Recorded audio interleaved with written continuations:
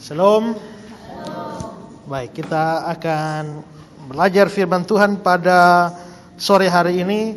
Saya mengajak kita membuka Alkitab kita dari Yohanes pasal yang pertama, ayat 35 sampai ayat yang ke-42. Yohanes 1, 35 sampai 42.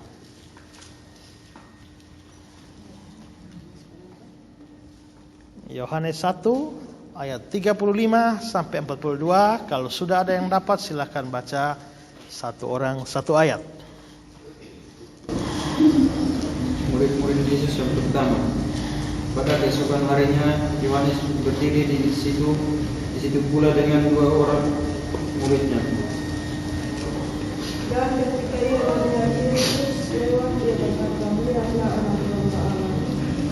Kedua murid itu mendengar apa yang dikatakannya itu, lalu mereka pergi mengikuti. Tetapi Yesus menoleh ke belakang yang melihat bahwa mereka mengikuti Dia, lalu berkata kepada mereka, "Apakah yang kamu cari?" Kata mereka kepadanya, "Rabi," artinya guru, "di manakah engkau tinggal?" Ia berkata kepada mereka, "Marilah dan kamu akan melihatnya." Mereka pun datang dan melihat di mana ia tinggal, dan hari itu mereka tinggal bersama-sama dengan dia. Waktu itu kira-kira pukul 4. Salah seorang dari keduanya yang mendengar perkataan Yohanes lalu mengikuti Yesus adalah Andreas, saudara Simon Petrus.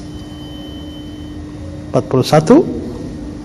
Andreas mula bertemu dengan Simon, saudaranya, dan dia berkata kepadanya, "Kami telah menemukan Mesias, artinya Kristus." Dia membawa kepada Yesus, Yesus mengenalnya dan berkata, "Engkau Simon Bar-Yohana, engkau akan mengalami mereka."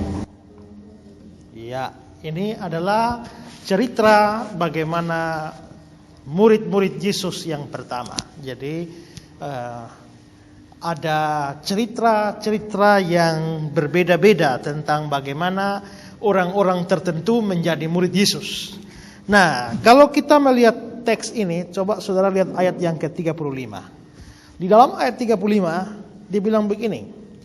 Pada keesokan harinya Yohanes berdiri di situ pula. Yohanes siapa? Yohanes siapa ini? Bukan. Ini adalah Yohanes Pembaptis. Ya. Pada keesokan harinya Yohanes, itu adalah Yohanes Pembaptis berdiri di situ pula dengan dua orang muridnya. Jadi ada Yohanes Pembaptis dengan dua muridnya, ya. Dan ketika ia melihat Yesus lewat, dia berkata, "Lihat anak domba Allah." Berarti siapa yang mengatakan ini? Lihat anak domba Allah.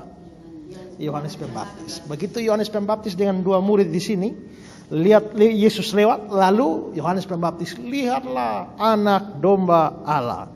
Terus ayat 37. Kedua muridnya Yohanes Pembaptis, ya kan? Mendengar apa yang dikatakan, lalu mereka pergi mengikut Yesus. Jadi sekarang tadinya dua orang ini muridnya Yohanes Pembaptis. Tapi sekarang begitu Yohanes Pembaptis omong tentang Yesus, "Lihat anak domba Allah." Nah, sekarang dua murid Yohanes Pembaptis ini lalu ikut Tuhan Yesus. Kasih tinggal Yohanes. Dua orang murid ini siapa, ayo?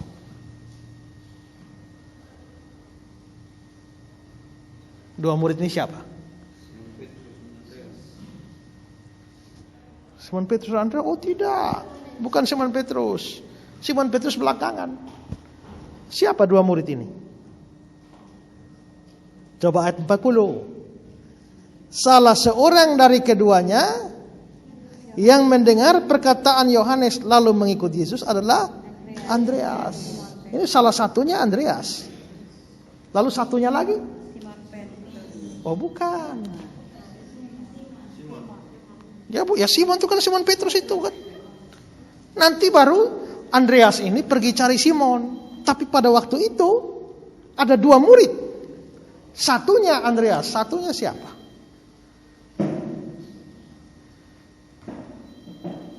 Tidak tahu? Bukan Simon. Simon itu ikut belakangan. Nanti setelah itu baru si Andreas ini pergi, baru dia cari Simon. Nah, dia cari Simon baru dia bawa. Tapi itu Simon belakangan.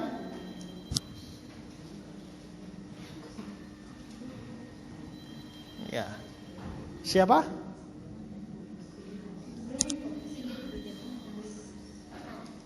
Tidak tahu?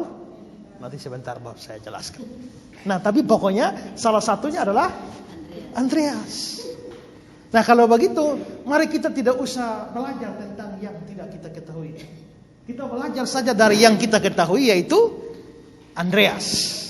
Oke, nanti biarpun begitu, nanti sebentar saya jelaskan siapa sih yang satu ini.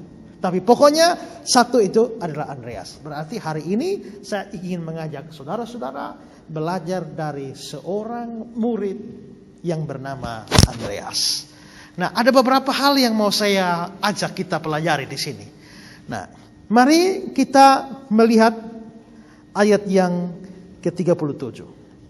Ayat 37 berkata, kedua murid itu, satunya Andreas ya, kedua murid itu mendengar apa yang dikatakannya itu, lalu pergi mengikut Yesus. Jadi dua murid Yohanes ini, satunya Andreas, pergi ikut Yesus, ayat 38. Tapi Yesus menoleh ke belakang, dan dia melihat bahwa mereka mengikuti dia.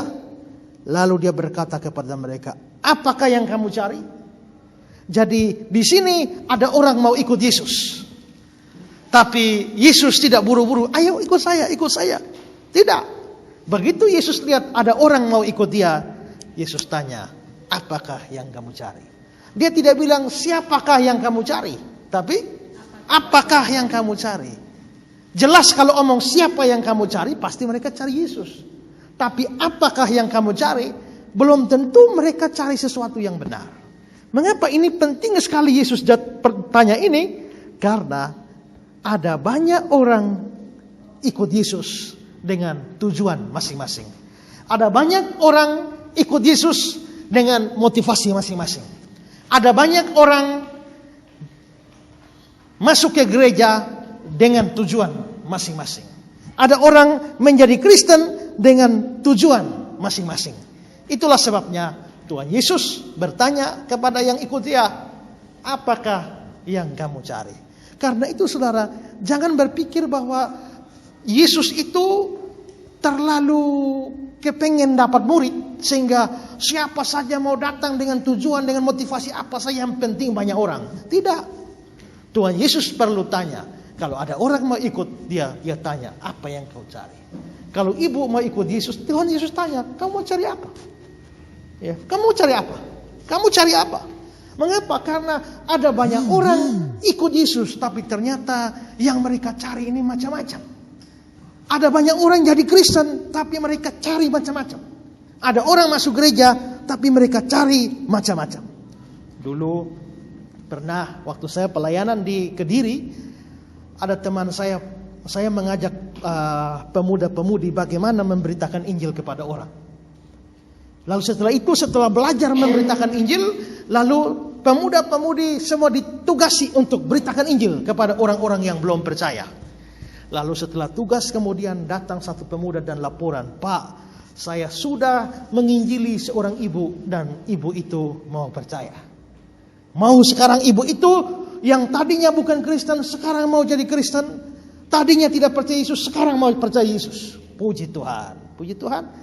Lalu saya bilang, mari kita kunjungi ibu itu. Setelah kunjungi ibu itu, ini orang sudah agak tua, ya, sudah sakit-sakit. Lalu saya mulai ajak dia ngobrol, ibu bagaimana, apa kabarnya, bla bla bla bla bla. Setelah itu saya tanya, kenapa ibu mau jadi Kristen? Lalu dia bilang begini, nak, ibu ini mau jadi Kristen, kenapa? Karena suami ibu sudah mati, anak-anak ibu juga sudah tidak ada semua. Semua sudah mati, hanya ibu sendiri saja. Nanti kalau ibu mati bagaimana? Ibu dengar bahwa di gereja itu kalau ada kematian, maka yang tanggung tanah gereja untuk kubur itu tanah itu adalah gereja. Karena itu ibu jadi Kristen supaya kalau mati nanti bisa dapat tanah dari gereja. Nah, berarti ini orang mau jadi Kristen, masuk ke gereja, tapi motivasinya supaya bisa dapat tanah kuburan. Karena rupanya pada waktu itu tanah kuburan mahal di sana.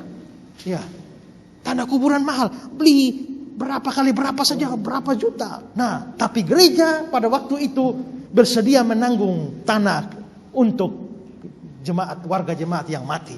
Karena itu dia mau menjadi Kristen, dia mau masuk gereja supaya nanti mati dapat kuburan. Ada orang yang ditanya, kenapa kamu mau jadi Kristen? Kenapa kamu mau ikut Yesus? Karena saya sakit, supaya saya ikut Tuhan Yesus, supaya saya sembuh. Kalau dia sakit, dia mau ikut Yesus supaya sembuh. Seandainya dia tidak sakit, dia masih ikut Yesus? Belum tentu.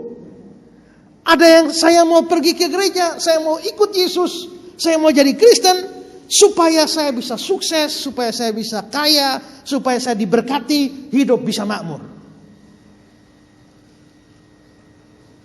Ada bapak satu yang rajin gereja sekali. Waktu saya pelayanan, ini bapak ini semua kegiatan dia ikut. Ya, PA dia hadir, kebaktian minggu dia hadir, kunjungan jemaat dia hadir, ibadah apapun termasuk ibadah pemuda pun dia hadir. Saya heran, ini bapak rajin sekali, luar biasa. Ibadah pemuda pun dia datang. Setelah itu saya bilang, Pak, kenapa kok bapak rajin sekali datang gereja? Dia bilang, lebih baik saya datang gereja. Kenapa? Kalau di rumah, mai tua ngomel, tidak ada berhenti. Ya, daripada saya di rumah hanya dapat mengomel, kepala pusing, lebih baik saya datang di gereja. Artinya dia mau datang ke gereja kenapa? Ya supaya bebas dari omelan istrinya. Nah kalau begitu ternyata orang ikut Yesus itu macam-macam tujuan. Orang ikut Yesus macam-macam motivasinya. Karena itu maka Tuhan Yesus pada waktu lihat ada dua orang, salah satunya Andreas ikut dia. Tuhan Yesus tidak bilang, mari ikut sudah. Tidak. Tuhan Yesus lihat ke belakang dan, hey, apa yang kamu cari? Nah, di sini kita mesti pikir bahwa motivasi kita ikut Tuhan itu diperhitungkan.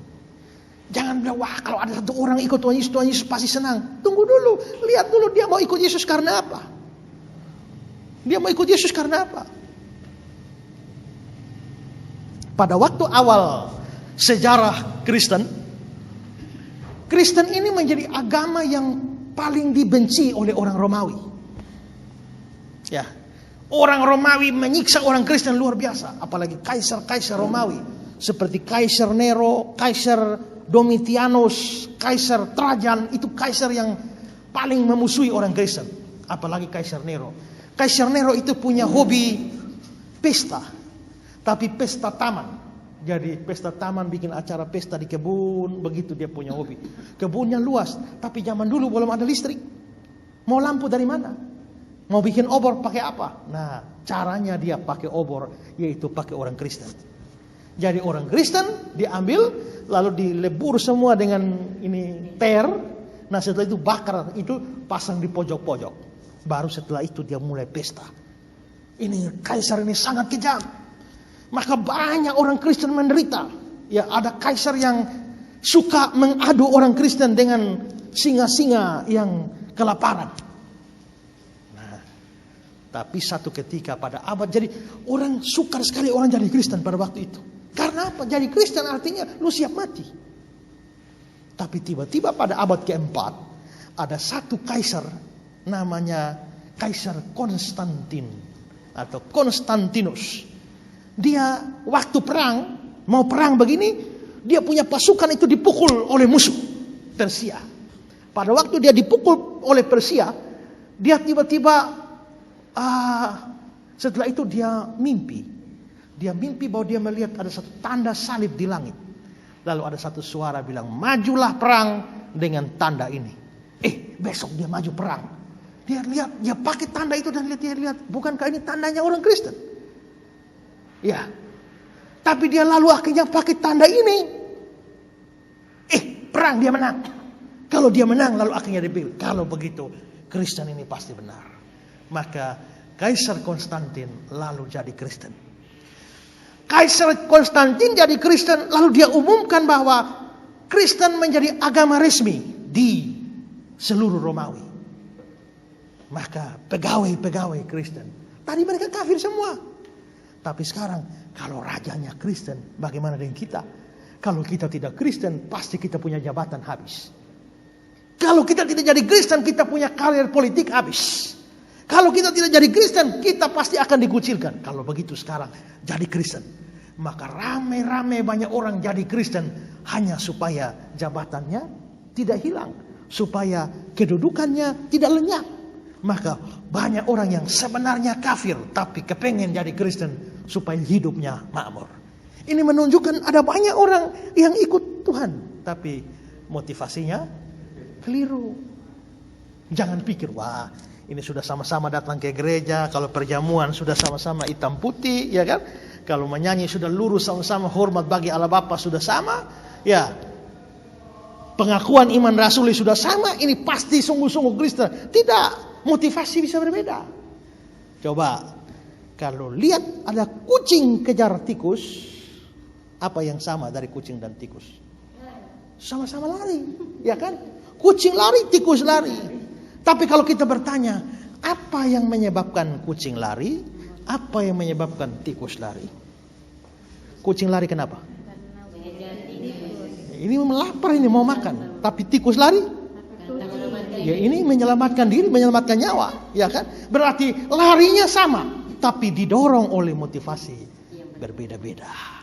Nah, karena itu maka Tuhan Yesus tanya, "Hei, apa yang kau cari?"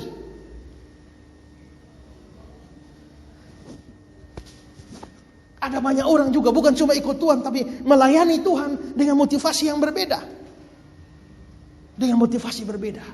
Melayani Tuhan dengan tujuan yang aneh-aneh. Dulu saya baca satu tabloid Gloria. Dia punya judul besar di muka, pendeta pasang tarif. Jadi ada banyak pendeta sekarang kalau khotbah mereka pasang, lu minta saya khotbah, mampu bayar berapa? Ya. Ada orang yang patok, saya ini khotbah, satu kali khotbah 5 juta. Kalau Kak Elis undang saya begini mesti bayar 5 juta. Itu kalau tarif dipasang. Kalau mau telepon pendeta itu tidak bisa. Karena waktu telepon Bapak kami mau minta khotbah, tolong hubungi sekretaris saya. Pada waktu hubungi sekretaris akan kasih tahu. Kalau mau mengundang Bapak, maka Bapak kalau satu kali khotbah 5 juta. Kalau mengundang Bapak ke luar kota, maka standar hotelnya mesti hotel segini. Nah, pelayanannya mesti begini. Kalau dijemput di bandara pakai mobil minimal mobil ini. Oh, itu sekarang seperti itu. Banyak orang, banyak pendeta seperti itu. Nah, ini mau melayani atau mau cari uang? Lalu saya baca lanjut di dalam cerita, di dalam tabloid itu, lalu ada cerita begini. Ada suatu pendeta pernah diundang khotbah di satu gereja. Ini pendeta khotbah bagus. Karena khotbah bagus jemaat senang. Setelah itu pulang, dikasih persembahan, kasih ada amplop, ada duit di dalam. Setelah itu, berapa bulan kemudian, karena jemaat bilang, waduh itu pendeta khotbah bagus, undang lagi lah. Lalu majelis dari gereja ini telepon, kring kring kring, Bapak pendeta, jemaat sedang mendengar firman Tuhan dari Bapak. Jadi apakah Bapak bisa nanti tanggal sekian bagi firman Tuhan lagi di gereja? Wah, pendeta itu dari telepon sebelah bilang, minta maaf, saya tidak bisa layani lagi. Cari saja pendeta 500.000. Saya bukan pendeta 500.000. Loh, kenapa dia bilang begitu? Dulunya waktu dia khotbah pertama, ternyata dikasih amplop 500.000. Tersinggung dia. Saya ini bukan pendeta 500.000 nih. Saya pendeta 2 juta. Ya kan? Jadi adalah penghinaan bagi dia. Kalau dia khotbah dikasih 500.000. Cari saja pengkhotbah 500.000. Saya ini pengkhotbah 2 juta. Nah kan begitu. Berarti orang berkhotbah pun dipasang tarif. Berarti orang melayani bukan lagi melayani secara tulus, tapi motivasinya berbeda. Motivasinya sudah lain. Dulu waktu saya masih di gereja Agape, waktu panitia ulang tahun gereja, saya sekretaris. Lalu pas ulang tahun gereja mau bikin acara, ada acara KKR dan lain sebagainya, terus mau undang penyanyi. Ini penyanyi ya artis-artis tempo dulu lah yang sudah tidak bersinar lagi, sudah redup-redup sinarnya itu. Tapi ya namanya mantan artis, kita undang dia untuk berkhotbah. Selamat siang Pak, akan mau undang Bapak acara ulang tahun gereja di sini tanggal sekian. Oh puji Tuhan, Bersyukur, saya juga baru mengalami mujizat Tuhan. Saya mau bersaksi untuk orang-orang di Timor. Puji Tuhan. Puji Tuhan penuh mulut, haleluya penuh mulut. Setelah itu, beberapa saat kemudian dia telepon. Dia telepon, halo, bisakah saya datang dengan istri saya ke Kupang? Saya bilang, ya bisa saja Pak. Tapi karena kita undangnya Bapak, ya tiketnya hanya kami tanggung Bapak. Kan ibu kan tidak ikut menyanyi. Jadi makan, minum dan lain sebagainya kami urus, tapi kalau tiketnya tidak. Dia bilang, oh begitu ya. Ya nanti saya telepon balik. Beberapa saat kemudian ditelepon balik lagi. Saya yang terima telepon. Begini, saya bersedia untuk datang ke Kupang. Saya datang dengan istri saya. Saya yang bayari istri saya tiket, juga hotel, makan, minum semua, panitia tidak setanggung, saya yang tanggung semua. Tapi saya minta 1 malam, waktu saya nyanyi 1 malam saya mesti 2,5 juta. Dan acara KKR 3 malam itu semua kolektenya itu adalah bagian saya.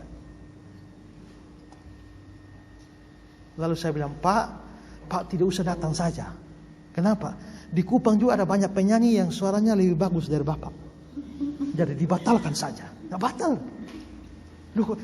Umur baru saya dapat orang agak gila sehingga minta supaya di dalam ibadah tuh kolekte jadi punyanya dia. Berarti terbukti bahwa melayani itu sudah tidak, motivasinya sudah tidak betul. Jadi intinya begini, ada banyak orang melayani Tuhan, ada banyak orang ikut Yesus, ada banyak orang jadi Kristen, ada banyak orang masuk gereja, tapi motivasinya tidak lurus. Karena itu Tuhan Yesus tanya, apa yang kamu cari? Begitu juga saudara ikut ibadah di sini. Kalau Tuhan Yesus tanya, apa yang kau cari di sini? Kenapa ikut ibadah? Kenapa saudara ikut ibadah? Karena nanti pakai absen? Ya? Atau nanti gaji potong? Kalau lapor di bos nanti bisa rumit? Atau bagaimana? Makanya Tuhan Yesus, apa yang kau cari di ini ruangan? Ya, Tuhan Yesus tanya begitu. Sekarang, waktu Tuhan Yesus tanya begitu, Andreas jawab bagaimana? Coba lihat teks kita. Andreas jawab bagaimana?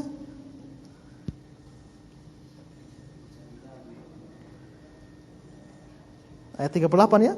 Tapi Yesus menoleh ke belakang, dia melihat bahwa mereka mengikuti dia, lalu berkata pada mereka, apa yang kamu cari? Kata mereka kepadanya, Rabi, di manakah engkau tinggal? Tuhan Yesus tanya, apa yang kau cari? Mereka bukan jawab, mereka tanya balik. Guru, di mana engkau tinggal? Ini tanya tidak jawab, tapi balik tanya. Tapi kira-kira kenapa sampai mereka menjawab pertanyaan Yesus dengan mengajukan pertanyaan? Jadi dengan kata lain, Tuhan, apa yang kamu cari? Tuhan tinggal di mana? Ya kan? Nah, mengapa demikian?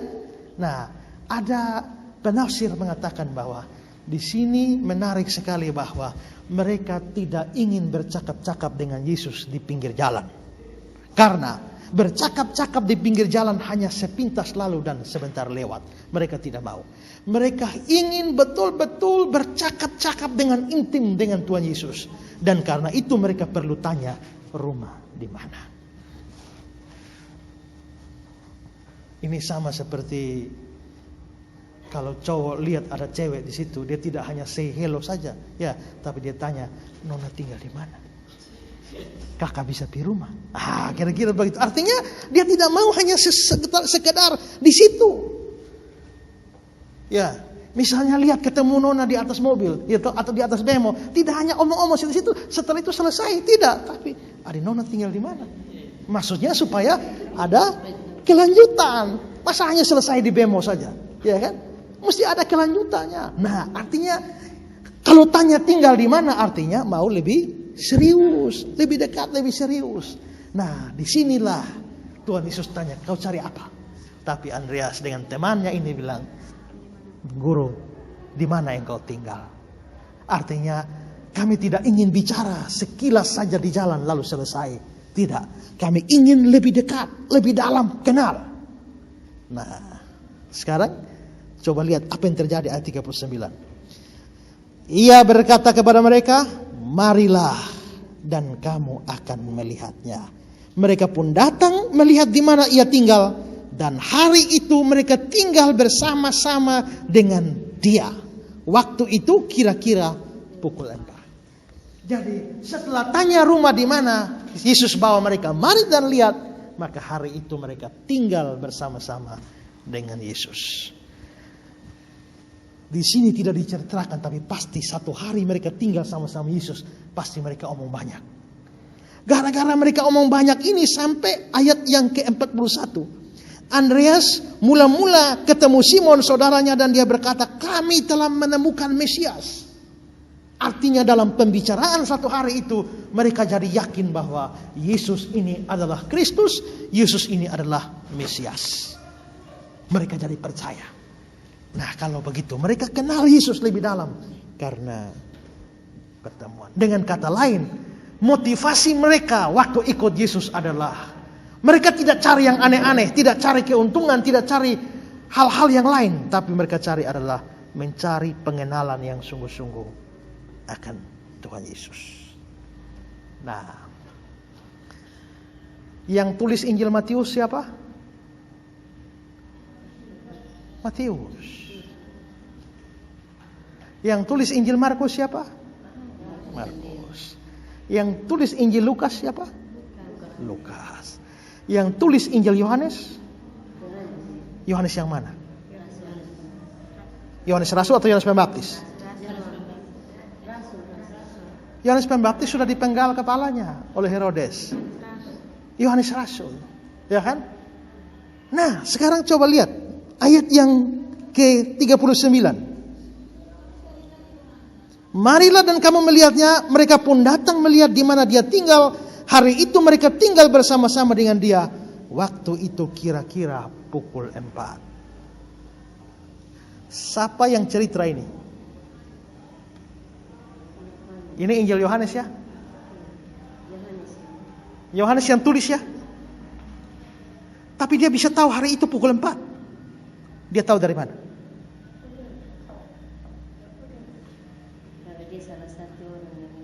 Ya. Berarti salah satunya adalah Yohanes. Jadi berarti Andreas ini dengan temannya itu siapa temannya? Rasul Yohanes. Karena Yohanes yang mencatat Injil Yohanes dan dia ada di situ, makanya dia tahu hari itu kira-kira pukul 4. Kenapa dia ada di situ? Jadi di sini dua orang ini adalah Andreas dan Yohanes. Berarti Andreas dan Yohanes ini punya motivasi yang lurus, kenal Tuhan Yesus lebih dalam. Nah, kalau saudara mau jadi Kristen, motivasinya harus kenal Yesus lebih dalam. Kalau saudara pergi ke gereja, motivasinya harus untuk kenal Yesus lebih dalam. Kalau saudara ikut ibadah-ibadah seperti ini, motivasinya harus kenal Yesus lebih dalam. Itu motivasi yang benar. Ya. Ada lagu bilang, lebih dalam lagi ku rindu kau Tuhan, lebih dari segala yang ada. Jadi harus rindu lebih dalam kenal Tuhan Yesus. Nah, karena itu maka biarlah ini menjadi pelajaran bagi kita. Kalau kita ikut Yesus, kita ikut ibadah, kita pergi ke gereja, kita menjadi orang Kristen, motivasi kita belajar dari Andreas dan juga Yohanes, yaitu mengenal Tuhan lebih dalam. Dengan belajar firman Tuhan, kita kenal Tuhan lebih dalam. Sehingga kita seperti Andreas lalu mengaku kami telah menemukan Mesias. Dia kenal Yesus. Biarlah dengan bersekutu seperti ini, belajar firman Tuhan ini, dari hari ke hari kita tambah mengenal Yesus lebih dalam. Firman Tuhan kiranya boleh memberkati kita. Amin.